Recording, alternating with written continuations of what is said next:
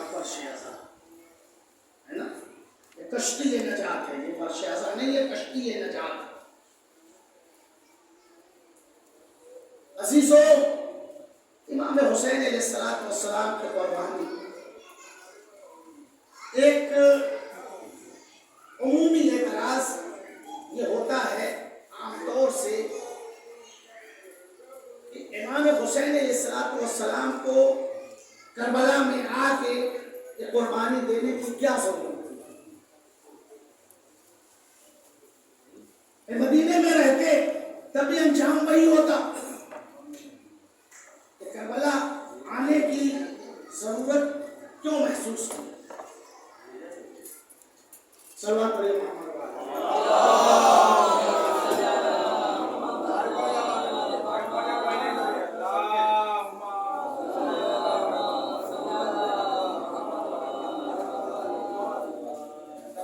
یہ ہے کہ امام حسین علیہ السلام بھی امام حسن علیہ السلام کی طرح کوئی صلح کا راستہ نکالے،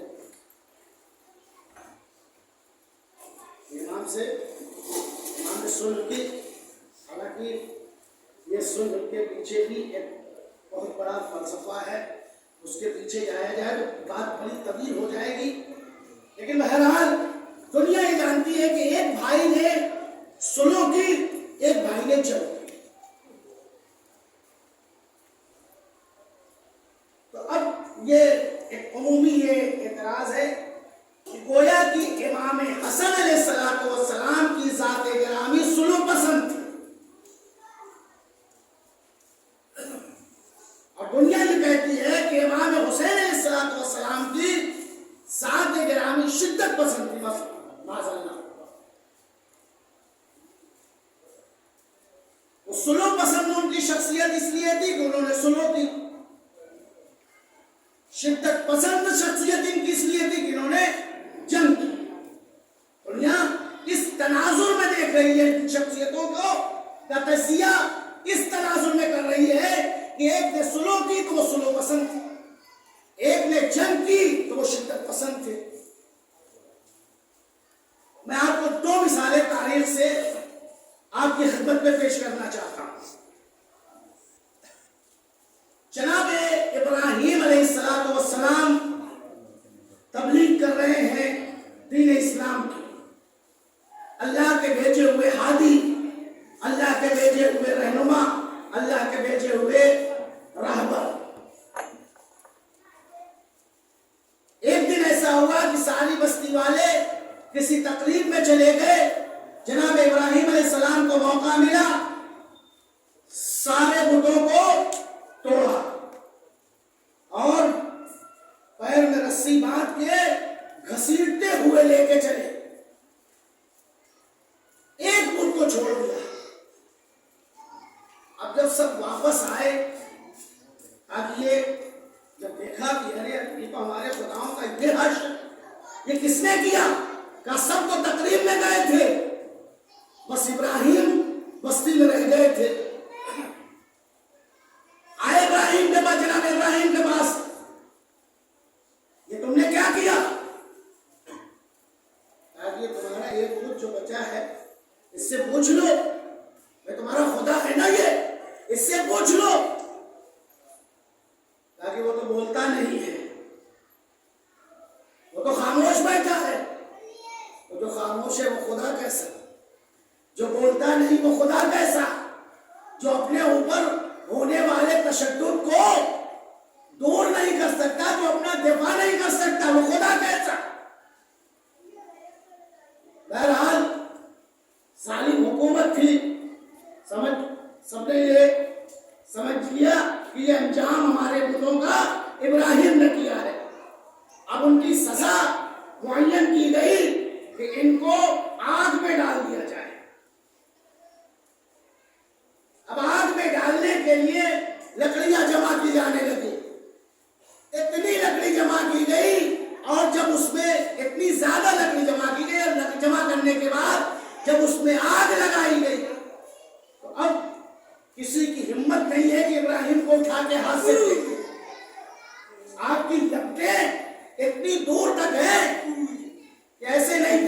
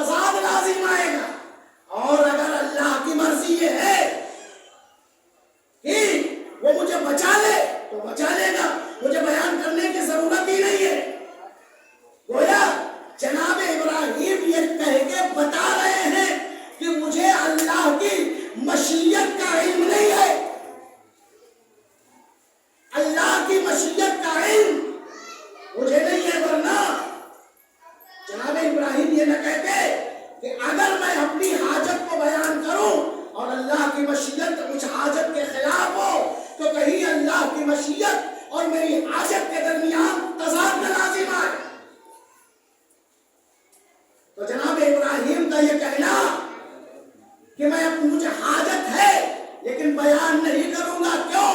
کہیں میری حاجت مشیت کے آڑے نہ آ جائے۔ اس کا مطلب یہ ہے کہ اللہ کی مشیت کا علم جناب ابراہیم کے پاس نہیں تھا۔ بس عزیزوں یہی فرق ہے نبی اور امام میں۔ ہمارے امام نے ارشاد فرمایا نحن مشیت اللہ، ہمیں اللہ کی مشیت ہے، ہمیں اللہ کی مرضی ہے۔ صلوات پڑھیے محمد۔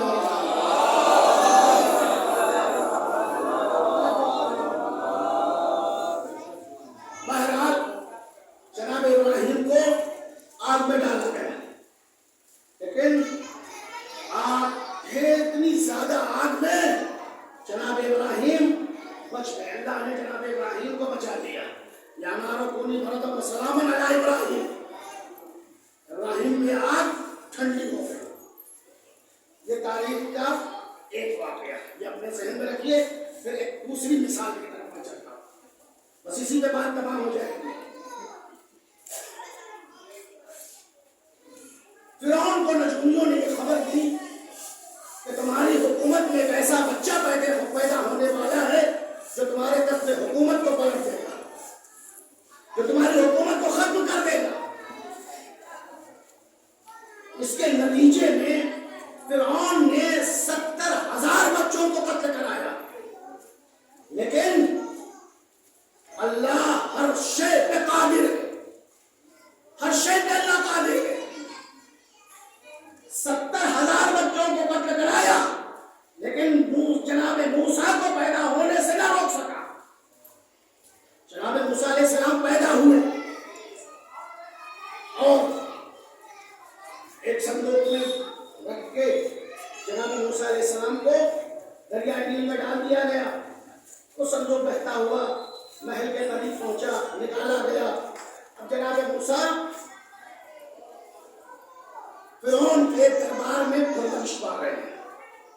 نجومیوں نے یہ بھی خبر دی تھی کہ وہ بچہ جو تیری حکومت کو ختم کرے گا تیرے گود میں بیٹھ کے تیرے رخساروں کے تماچے مارے گا۔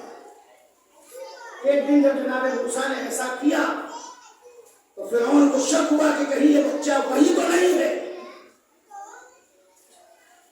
یہ بچہ وہی تو نہیں ہے۔ اب اس نے چاہا کہ جناب موسیٰ کو قتل کر دے، اس لیے کہ نجومی نے خبر دی تھی کہ تیری حکومت کو پلٹ دے گا، تیری حکومت کو ختم کر دے گا، تیری حکومت کو نصف و نابود کر دے گا۔ اب اس نے چاہا کہ جناب موسیٰ علیہ السلام کو قتل کر دے۔ کی بیوی جناب آسیہ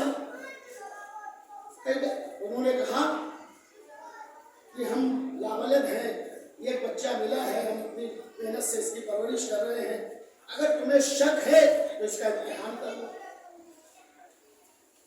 اب اس زمانے میں امتحان کا کیا انداز تھا؟ بہرحال امتحان کیا گیا تو ایک برتن میں زر و جواہرات رکھے گئے، ایک برتن میں بھڑکتے ہوئے آگ کے شعلے رکھے گئے۔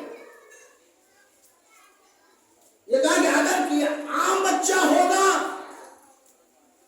تو ہاتھ آگ کے شعلوں کی طرف بڑھائے گا، اگر یہ کوئی خاص بچہ ہوگا تو اپنا ہاتھ زر و جواہرات کی طرف بڑھائے گا۔ جناب موسیٰ کو چھوڑا گیا، جناب موسیٰ نے بھڑکتے ہوئے شعلے کی طرف ہاتھ کو بڑھایا، جناب موسیٰ کا ہاتھ چل بھی گیا۔ اب یہ دو مثالیں میں نے آپ کی خدمت میں تاریخ سے پیش کی، دونوں نبی خدا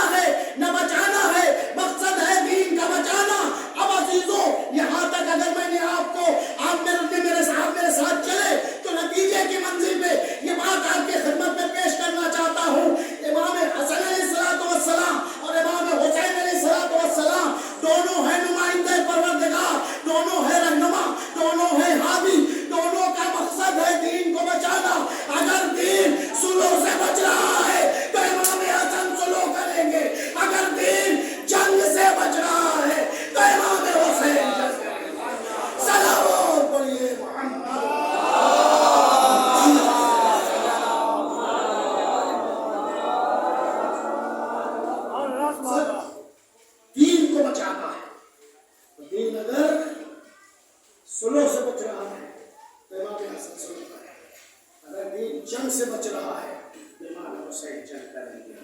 और अजीजों, आज हमें जो फर्श अज़ा मिला है, आज मैं उन दो बच्चों का तस्करा करना चाहता हूँ कि जिसकी माँ ने हमें जो फर्श अज़ा कश्ती निजात की शक्ल में अता किया है। कितनी अजीम शख्सियत है उस शहजादी की, तसव्वुर नहीं कर सकता कोई इंसान कि क्या मर्तबा है। शरीकतुल हुसैन है जनाब ज़ैनब, अक़ीदा बनी हाशिम है जनाब ज़ैनब। ऐसे वक्त में कि जब बड़े बड़े बहादुरों की अक्ल ज़ायल हो जाती है, ऐसे मसाइब और आलाम बर्दाश्त करने के मौके पे, लेकिन उस जनाब ज़ैनब की शख्सियत थी कि करबला के मक्तल में अपने भाई के लाशों को अपने हाथों पर उठा के ये परवरदिगार आलम से कहती है, परवरदिगार तेरा शुक्र है कि तूने हमें इस लायक समझा कि हमें अपनी कुर्बानी के लिए हमें हमारा इंतखाब किया। ये शख्सियत है जनाब ज़ैनब सलामुल्लाह हर मौके पे अपने भाई के साथ है। और ये भाई बहन इतनी मोहब्बत है अज़ीज़ों, इतनी मोहब्बत है कि जब जनाब ज़ैनब सलामुल्लाह अलैहा की शादी तय हो रही थी जनाब अब्दुल्ला इब्न जाफ़र तैयार से, तो मौलाए कायनात ने एक शर्त रखी थी कि अब्दुल्ला अगर मेरी बेटी तुमसे किसी सफर में जाने की इजाजत मांगे तो उसको रोकना नहीं। अच्छा, शादी हो गई जनाब ज़ैनब की जनाब अब्दुल्ला से। जनाब ज़ैनब अपने घर से जनाब अब्दुल्ला के घर चले गए। तीसरे दिन जब फिज़ा जनाब ज़ैनब के घर गई है तो क्या देखा, शहजादी ज़ारो कतार हो गई, सारों कतार हो गई। एक मरतबा फिज़ा ने पूछा, शहजादी क्या ससुराल पसंद नहीं आया, ये गिरिए का सबब क्या है? एक मरतबा शहजादी ने तड़प के कहा, अम्मा फिज़ा 3 दिन हो गए मैंने अपने भैया हुसैन को नहीं देखा, 3 दिन हो गए मैंने अपने भैया हुसैन की ज़ियारत नहीं की। ये है भाई और बहन की मोहब्बत। अजीजों, ये बहन रोज़ आशूरा अपने भाई की खिदमत में एक हाथ से उनको बाजुओं को संभाले हुए, दूसरे हाथ से मोहम्मद के बाजू को संभाले हुए इमाम हुसैन की खिदमत में आए। एक मरतबा भाई के चेहरे की तरफ हसरत भरी निगाहों से देखा। भाई समझ गया कि मेरी बहन किस लिए आई है, मेरी बहन किस लिए आई है। कहा, ये बहन जाओ, मैंने तुम्हारे बच्चों को इजाजत दे दी। अच्छा, जब और मोहम्मद मैदान में जाने लगे, एक मरतबा शहजादी ने और मोहम्मद करीब बुलाया। करीब बुलाने के बाद का, बेटा देखो तुम जाफर तैयार के पोते हैदर कर्रार के नवासे हो, बहादुरी तुम्हारे रगो खून में दौड़ रही है।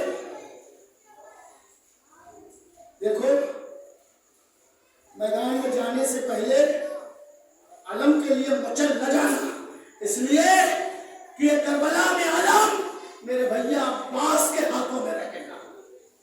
हाँ मेरे बच्चों, जब मैदान में जाना और जंग करते करते तुम्हारा रुख फुरात की तरफ हो जाए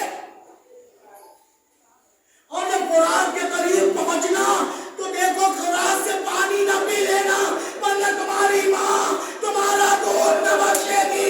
इसलिए कि ज़ैनब ये बर्दाश्त नहीं कर सकती कि अली असगर प्यासा रहे, सकीना प्यासी रहे और मोहम्मद पानी रहे। जज़ाकुमुल्लाह, खुदा आपको किसी का पैदा सिवाय अगर मोहम्मद दोनों भाई मैदान में आए। एक तरफ जनाब अमन जंग कर रहे हैं, एक तरफ जनाब मोहम्मद जंग कर रहे हैं। उस बहादुरी की जंग को दुनिया को जाफर तैयार की जंग याद आ गई, दुनिया को हैदर कर्रार की जंग याद आ गई। एक मरतबा दुश्मनों ने कहा, ان سے اکیلے مقابلہ نہیں ہو سکتا. ایک مرتبہ سب نے مل کے یلغار کیا. اب دونوں بھائی جدا ہو گئے. ایک بھائی ادھر گرا, دوسرا بھائی کہیں اور گرا. کہا مامو ہماری مدد کو آئیے. ایک مرتبہ امام حسین علیہ السلام کے کانوں میں جیسے ہی اپنے بھانجوں کی آواز پہنچی, بھیا عباس میرے ساتھ چلو, میں اکیلے 2 لاشیں سے نہیں سنبھال سکتا, میں اکیلے 2 لاشیں نہیں سنبھال سکتا. ایک مرتبہ جناب عباس علمدار کو مولا حسین نے لیا, میدان میں آئے. آنے کے بعد اپنے بھانجوں کی لاش اٹھائی, لا کے گنج شہیدہ میں رکھ دیا. ایک مرتبہ فضا شہزادی زینب کی خدمت میں آئی. آنے کے بعد کہا اے شہزادی آپ کے بیٹوں کا جنازہ آ گیا. جیسے ہی زینب نے یہ جملہ سنا کہ میرے بیٹوں کا جنازہ آ گیا, سر کو سجدے شکر میں رکھ دیا. اے پروردگار تیرا شکر ہے کہ تو نے ہماری قربانی, تو نے ہمیں اس لائق سمجھا کہ میرے بیٹے تیرے دین پہ قربان ہو گئے, میرے بھیا پہ فدا ہو گئے. انا للہ و انا الیہ راجعون. رزم بے قضاء ونصر سلام الذین صلوا پروردگار تجھے واسطہ ہمارے قلب کے ساتھ جو مومنوں میں پریشانیاں ہیں, پریشانیوں کو دور فرما.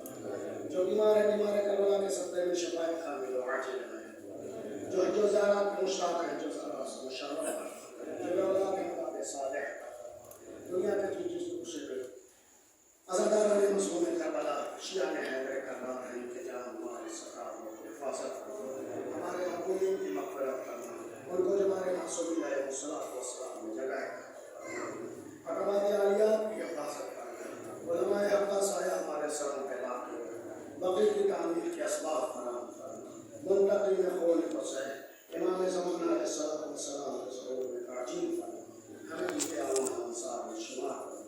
ربنا تقبل منا انك انت السميع العليم.